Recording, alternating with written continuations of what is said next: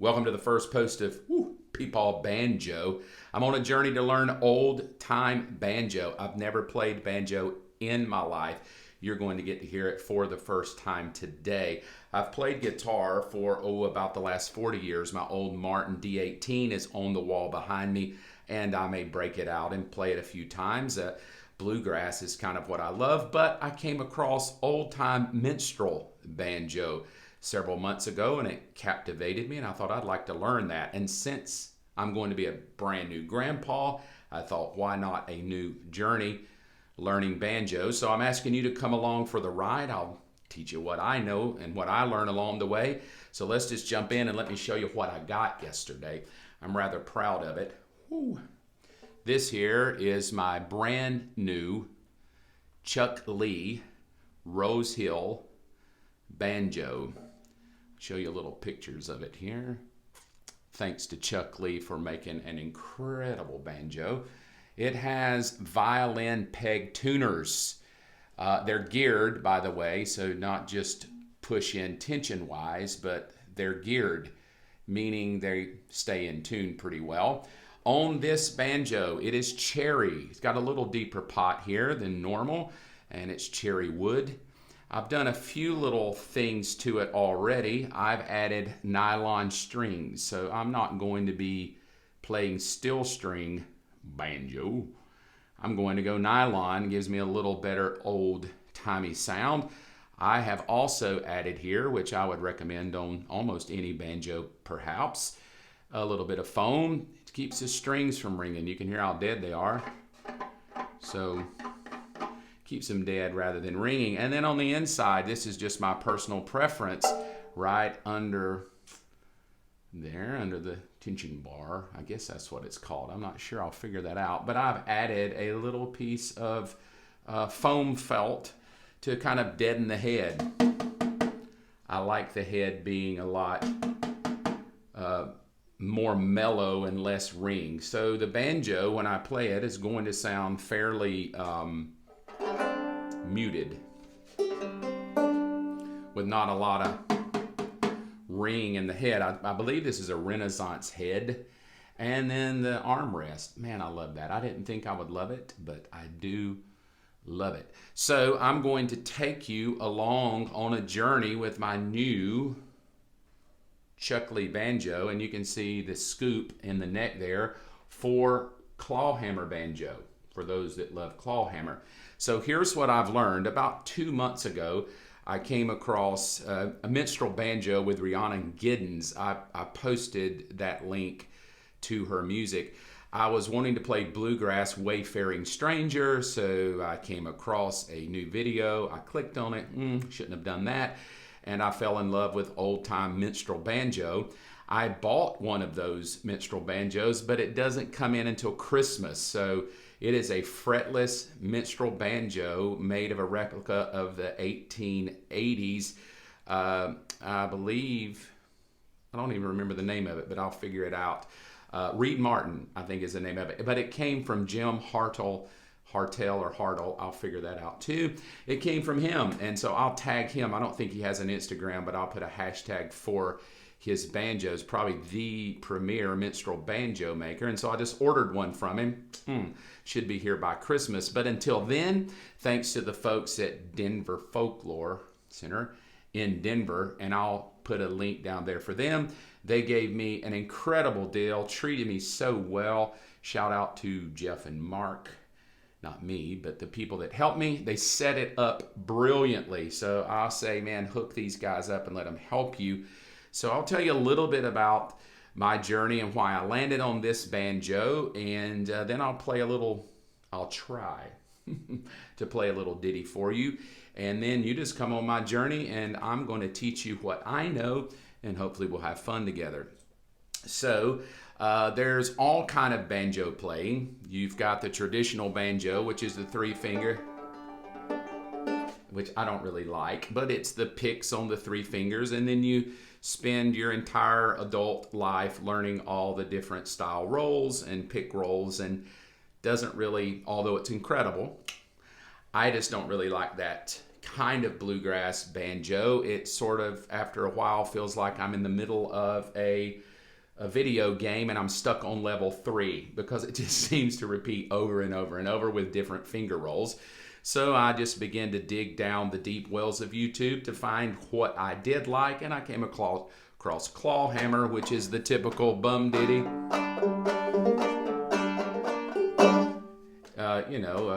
Down.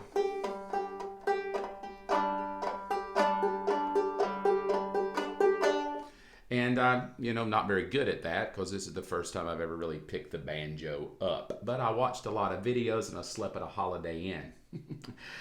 I don't know how that helps, but I kind of like claw hammer. I'll probably lean toward that as I go on this journey. But then I came across two-finger banjo, which I really like a whole lot. And so I'm thinking that I'm gonna hold on the two-finger banjo because I love the way that sounds, the old school, using a lot of thumb lead. So what I'm gonna be going through here first is not claw hammer, old time banjo, probably not even gonna go that way. I'm going to hold off on two finger, right here. Two finger lead, so I got that good L shape there. And then I'm going to go off of a little bit of frailing and up picking, which is another style, which is just basically rather than strumming down on the string, it's gonna be an up pick. Just picking up. And I'm just gonna throw all that together and I guess make up my own what I like, because that's what I go for. Anyway, I just like my own flair, and so I'm gonna be learning as much as I can learn and passing it on to you. So let's just talk about those of you that want to come on a journey, and a couple of things through all the years that I've been in music or people want me to teach them guitar. That's about it. So I play a little bit of guitar, I play mandolin, I play bass, I can cheat on the piano, and I can play one song on the ukulele to sound like I'm famous. That's about it. I can play nothing on a banjo. I've never owned one, so this is going to be very exciting for me. So I want to give you what I would do if somebody was coming to me for lessons, and let's just start here. The first is your passion. People come to me often and say, hey, would you teach me how to play? And then they typically point to the guitar and want me to teach them how to play guitar, to which I say, sure, I'll be glad to teach you how to play. But passion will suddenly wear off, because to be a decent musician, it takes a little more than passion, it takes discipline. So the typical goes like this: I really want to play, I really want to be good tomorrow, or maybe by the end of the month, I want to be able to play my favorite licks. And by the end of the month, I want to be really well, and we don't factor in the pain in the fingers for never playing before, or just the sheer frustration that you can't get that roll down and you spent 3 months trying to figure out that roll.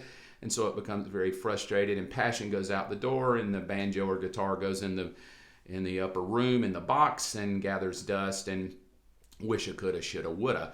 So what I would like to say is, if you're coming along with the journey, passion is great. I'm glad you're excited about it, but it takes discipline to play. I play every day myself. I don't even play in gigs. I just play because I love to play. I play about 45 minutes to an hour a day, just noodling on a guitar, new licks, practicing new licks. And now on the banjo, I'm just going to swap. And so about every day, somewhere in my day, I will make room to play this banjo 45 minutes to an hour a day and practice what I feel like I need to practice. So passion versus discipline. Passion will last you about 2 to 3 months. You'll get tired of it. You'll get sick of not being able to play what you want to play, and it's boring and all of that. And so I just want to encourage you that discipline is what takes over. So here's how I've done the discipline is I don't just sit around and practice. Practice is different than playing.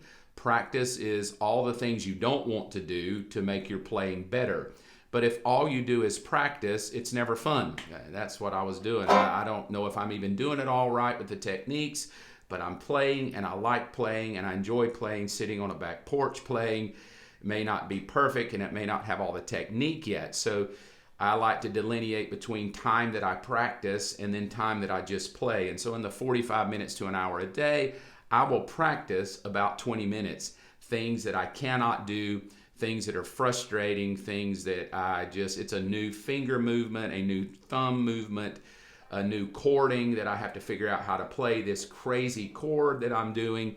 And then after about 20 minutes of practice over and over and over, I start just playing, and then I just wing it and go for it and make up songs and enjoy it. I literally do enjoy it. Otherwise, if I just practiced every night, I would drive the dog crazy and myself crazy, and it's not even any fun. It's kind of like signing up for football and all you do is practice and you never get on the field and get to play. So if you are going to come along on the journey, I'm going to teach you how to practice 15 to 20 minutes a day and then how to play 15 to 20 minutes a day. So I would at least ask, in your passion, you're going to need to be disciplined at least 20 minutes a day, every day. Maybe take one day off, but it needs to be daily, and I'll tell you why in the lessons ahead, and I'll walk you through everything I know about practice, techniques of practicing, and how to do it, and then the fun of just playing. I've got somebody following along now who just bought a banjo, and so we're kind of going on it together. Shout out to Bronze Eagle. So we're going to be kind of going through this together. So my style, again, probably not perfect. I've never even played a banjo, but I've watched a lot of videos, and I will say, hey, here's some good options for you. Go to Clifton Hicks on YouTube. He's great for just old-time banjo Clifton Hicks, and follow him even on Patreon and support him and what he's doing. But me, I'm just having fun, and I thought I'd bring you along. For those of you that want to learn banjo, great. Hang in there with me. I'll try to do a few of these a week and teach you what I'm learning and what I'm finding. Again, I have nylon strings, so they'll probably go out of tune a little bit just in this because they're brand new, so they're going to take probably 4 or 5 days to stretch out and get to where I don't have to tune them every 35 seconds. And I am going to be playing at least for the next month or so in a modal tuning. So I'm going to be in G, for those of you that want to go Google that, the G banjo, G, D, G, B, D, and then I'm going the modal, which in theory is I'm just going to throw the fourth in there, so a C. So this note is a C. So that's where I'm going to be. So, hey, here's what it sounds like. I don't even know if it's going to sound good. It does sound great. I don't know if I will make it sound great, but I'm just going to kind of roll with a little drop thumb.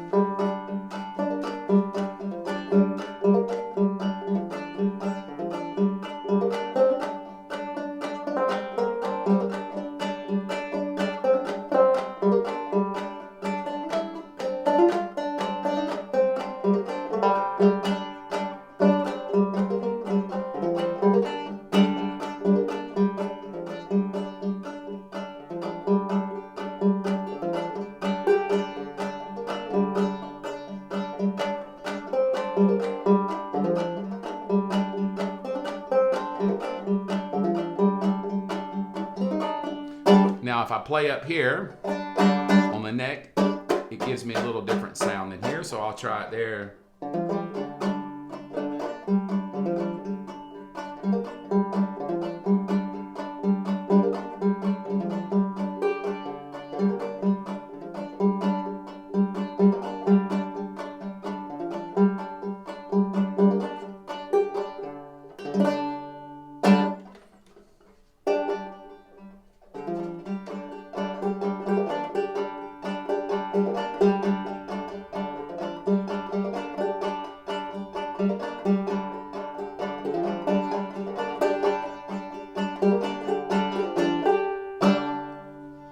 That's not very good, but I'm not done yet. So hang in there with me. I will take you on a journey of how to learn old-time banjo with me. And whatever I learn, I will pass on to you, and I will at least give you techniques that I've learned to help me. Thank you so much for hanging out with me today. I look forward to seeing you another time this week as we learn old-time banjo together. Hey, have a good one.